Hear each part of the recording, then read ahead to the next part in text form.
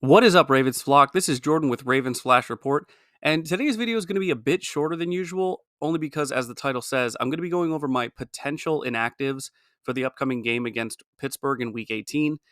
I say potential because I can see some of these players being out there because they want to be, in particular, numbers 3, 7, and 8 on this list.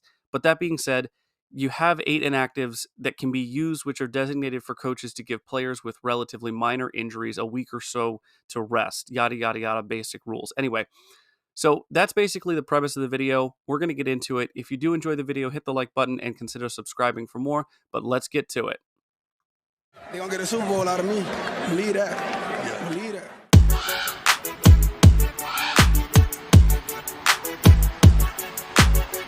I'm a Raven. It's on.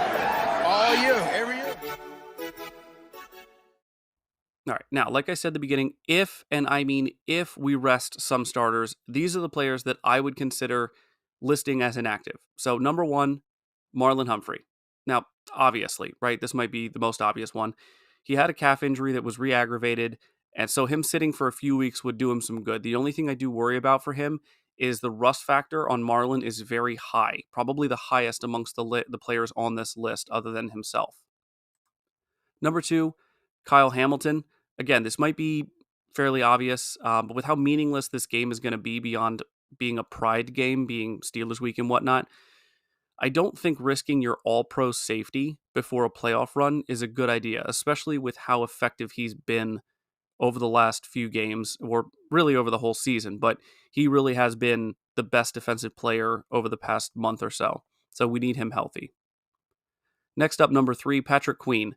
He's had a shoulder/collarbone injury over the last few weeks. You keep seeing him, it's a stinger or whatever it is, but he keeps holding on to it. He held on to it twice. It obviously seemed to be aggravating him during the Miami game. And I just want him to be healthy and ready to hit everything that moves in playoff time, because we're going to need him to be a tackling machine and creating some chaos.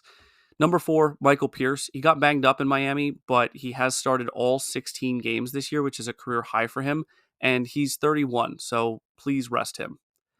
Number 5, Brandon Stevens.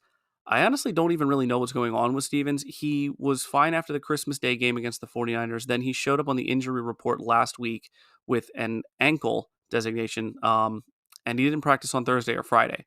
He was questionable for the game, so it must not be something that's severe. But we're going to need our full complement of secondaries in the playoffs. Mollett, Darby, and Rock Ya-Sin, they did enough for me to feel confident that they can handle things until Marlon and Stevens can get back out there, though. Number 6, Odell Beckham Jr. Now, he's had some pain tolerance stuff over the last few weeks, really over the last half of the season, but I think he should be rested now. He's stepped up in a big way since Mark went down, and you paid him to be the guy who's clutch in big moments, like the playoffs, not in a meaningless Week 18 game. Number 7, Zay Flowers. Now, I know he's a rookie, but he's had some calf/foot soreness. He was on the injury report the last 2 weeks, so I'd really rather not risk him. He has 44 more targets and 42 more receptions, along with 293 more yards than OBJ. So to say that he's the number 1 wide receiver for this team is no longer really a debate. Last one, number 8. Lamar Jackson. Yes, I know, the one you've all been waiting for. Like I said from the start, this is if they rest the starters. But regardless of if Lamar wants to be out there, I'd rather him shake off rust than have him be out of the postseason and go into the postseason with Huntley leading this incredible team. I'm not bashing Huntley in any way, but we've seen this play out twice before. Another potential one, this is like a PS postscript thing. Another potential candidate for me is Zeitler, who was out last week with a knee and quad designation. You want your O-line as healthy as possible going into it. Stanley could fall into this list as well because Makari played so well.